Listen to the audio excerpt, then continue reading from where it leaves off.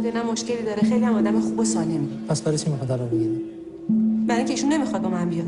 من پدرمو نمیتونم ول کنم. پدرشون آلزایمر، اون میفهمه که تو پسرشی؟ من که میفهمم اون پدرمه. من الان تکلیفم چی میشه حاج آقا؟ هیچی، بفهم سر زندگیتون. خداحافظ.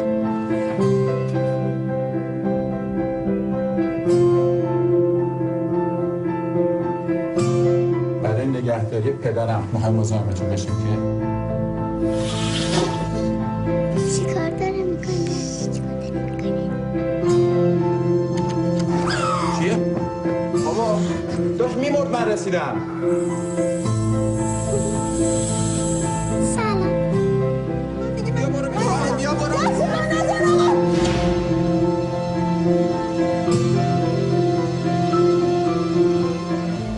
حالا یه زن حامله رو اینطوری از خونش میندازه. من نمیدونستم حامله. چی کارش کردی مگه؟ اجازه بدید من بهتون توضیح بدم. زن کتک زده که بچه‌ش افتاده مرده دیگه. قولشو ندادم. تو دروغ گفتی؟ شوهرت بگو یه کاری نکنه، من دیوونه شم خودم بدبخت کنم.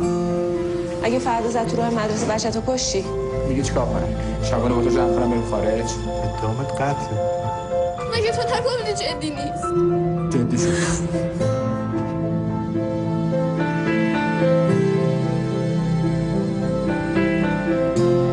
دو روز عصبی واسه من بکنم چی شده؟